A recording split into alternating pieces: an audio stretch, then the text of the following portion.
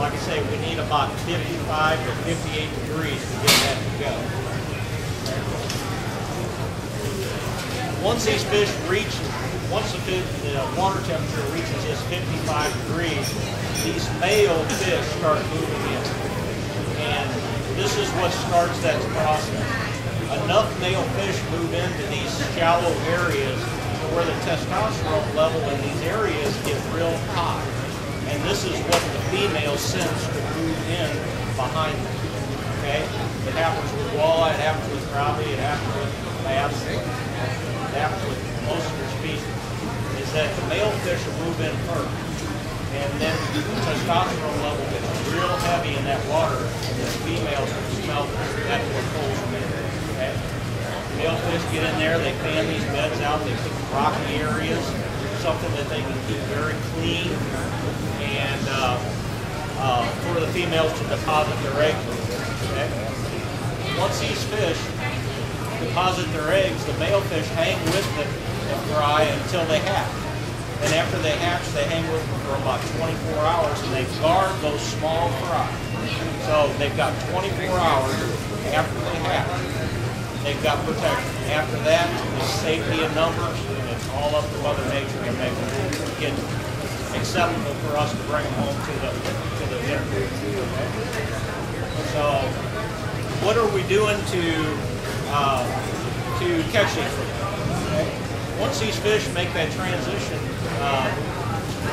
from the deep water to the shallow water, there's places along the way that these fish will stage. And some of the places that they'll stage is brush pile. Okay?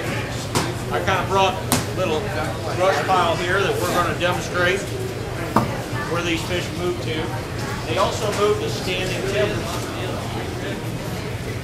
Mark Twain is blessed with a lot of standing timber. A lot of these lakes and stuff are old, and the ice or the lake traffic or just deterioration caused by the water causes this timber to break off, fall down in the water, and nobody sees it anymore.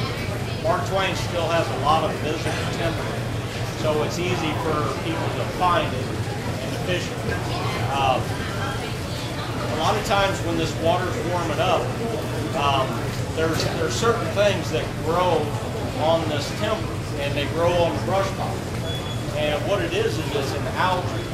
Okay?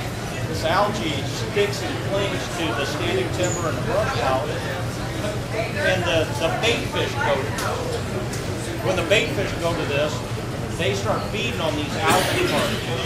Okay? That usually doesn't happen until the water gets up above the 45-degree mark. Okay?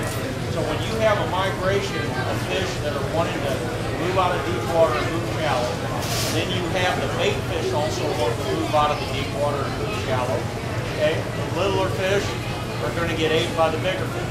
So you need the bait to go first, then you need the crappie to follow that. Catching crappie is not an accident. It's all food related, okay? The only thing you're trying to do is put yourself in between their feeding areas and their bedding areas, okay, this time of the year. Now when I'm talking about spring crappie fishing, I'm talking about normal water conditions, okay? We're not talking about water that's fluctuating, that's coffee and cream today, clear next week, okay? When we're just talking in general about spring crappie fishing, I'm going to talk about just normal levels and normal water clarity, okay? Right now, our lake is about 604. 606 is normal at Mark Twain Lake. So we're still about 2 foot low. So we can take a pretty good rain and not get flooded out on the system. Okay? Let's hope that it was like last year. Last year we maintained water levels about 3 foot above normal. Normally we're about 15 to 20 foot above. And the water clarity is coffee and cream. Okay? But we maintained at least a foot to a foot and a half of water clarity, and it stayed real green, and algae might come. Okay? So the crappie fishing in the spring was really, really good. We didn't have the high muddy water to mess us up while we were fishing. Now, what dictates how shallow or how deep that these fish are going to spawn in? What dictates that is the clarity of the water. clarity of the water is what lets the sunshine pass through the water and ripen the eggs that these fish lay on the bottom. Okay? So you've got to have water clarity in order for the sunlight to penetrate the water and ripen the egg. This process happens at about 60 to 65 degrees. Okay? So the clearer your water, the deeper the fish are going to spawn. The muddier your water, you have less light penetration, the shallower the fish are going to run. Okay? The shallower the fish are going to spawn. So typically at Mark Twain, the fish are going to spawn in between about 1 foot to 5 foot of depth. Usually with about 1.5 to 2 foot of clarity, they're going to be down about 4 or 5 foot. If you got less than 1 foot of clarity, they're going to be up in that 1 to 1.5 foot. Okay? So we're taking an 18,000 acre lake and we're whittling it down to 1 foot to 5 foot of water this time of the year. Okay? Now before that process happens, these fish are moving out of this deep water and they're wanting to move shallow. And they're going to stop and they're going to hit areas to where the water's going to warm up, but yet it's not going to get warm enough for them to go to the bank. So there's going to be staging areas along the way that these fish are going to stop at. And once the water progresses in temperature from, let's say, 40 to 50, there's a staging area. And then when you get from 50 to 55, there's a staging area. And then from 55 to 65, there's a staging area. Okay? And there's 3 staging areas. One is a rock drop-off, okay, where the creek channel is. They're going to come up out of the creek channel, and they've been in all winter long. And they're going to get up on top of that creek channel and they're going to start moving shallow. The creek channels and stuff are the deepest part of your lake system normally. And your creek channels with your flats on them are going to be the areas where you're coming up out of the deep water and they're going to progressively move shallow. Okay? One of the places, the first place that they go to out of that wintertime habitat is that creek channel ledge. They're going to come up out of that and they're going to stage there. Now what pulls these fish also is the amount of bait that want to move also. So they're going to move after the bait. The bait's going to move first and they're going to move right after it. Okay? Another type of structure is standing timber. Standing timber also collects algae around it. It's like a green, hairy, fuzzy thing. Everybody's seen this grow on this stuff. Okay? These still standing trees that are in Mark Twain are really dark in color. They're almost black when you look at them. And what happens is when the sunshine shines on this dark material on this standing timber, it warms up. When it warms up, it transfers this heat down into the water. Okay? Bait fish come in there, they start pecking on this algae, and they start feeding, and the fish come right to the bait fish and start feeding on the bait fish. Okay? The third type of cover that they like to come to is a brush pond. Okay? That's usually when they get between 10 foot and the bank. They like to find that brush in about 10 foot of water. That's the final staging area before they actually move to the bank and get on the rocks and start the spawning process. Okay? Now how do we go about catching them? I'm pretty much a predominantly jig fisherman. I like to use, we're not casting this time of the year, we're pretty much just doing a slow presentation for the fish. These fish are coming out of cold water, okay? And they're trying to move shallow. And everybody knows what it's like when you got cold hands and you stick them under a hot water in the sink. You know, they sting and so forth. These fish can't move just right out of cold water up into warm water. They have to gradually get themselves used to it, okay? So, you know, the choice rod for that is anywhere between a 9 and a 10 foot crappie rod. That's what I like to fish with. Typically, we're targeting fish between about the 15 to 20 foot range to start, then the 15 to 10 foot, and the 10 foot to the shallower. Okay? And you can do that with this one rod. If you use a 10-foot rod, the fish are 20 foot deep. You got a 10-foot rod, that's twice the length of the rod.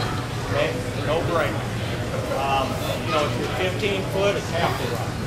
One rod and a half. Okay? I trust my electronics a lot.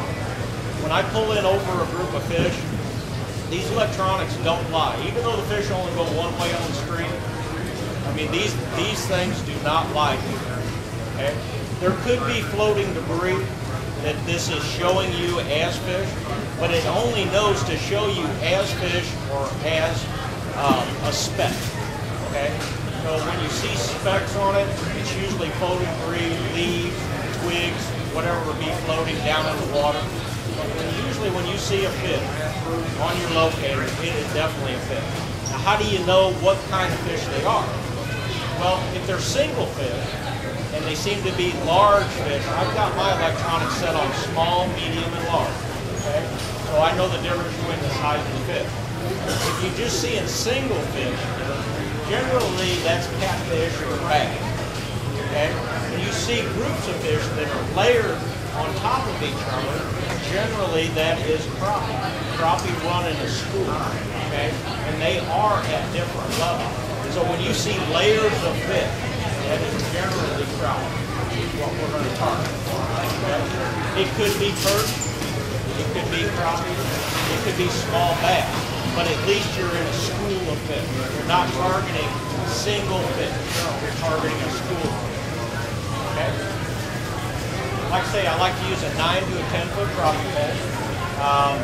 Just a graphite crappie pole. It's really sensitive. I don't use any fiberglass or glass rods. I preferably like a cork handle. There's a little more sensitivity in the cork than there is in the foam handle. Okay. Reel. I like to use a medium-sized reel. I don't use a real small reel. I use a medium-sized reel, and the reason for that is it's line twist. Okay, if you've got a small reel with a small spool on it, it tends to twist the line. And usually about halfway through the day, you're trying to dig it out. Okay. So generally something with a medium to large-sized spool, cut down on the line twist. Okay. I like a bottom drag system. I don't like to reach over the top of my reel and adjust my drag. I like a bottom drag system on it. It's easier when you're holding the pole. Okay. Line. I like to use a high-vis line. This is one of the little tips that I try to express to people, that we have a very stained water environment up there. And fish do not know what line is. Now maybe, you know, trout in a clear water stream, maybe your Ozark lakes where you can see 20 foot deep, line is a factor. But in our fishery, line is not a factor. Using this high-vis line will let you know when that fish hits that bait before you even feel it in this rod. So a very visual thing.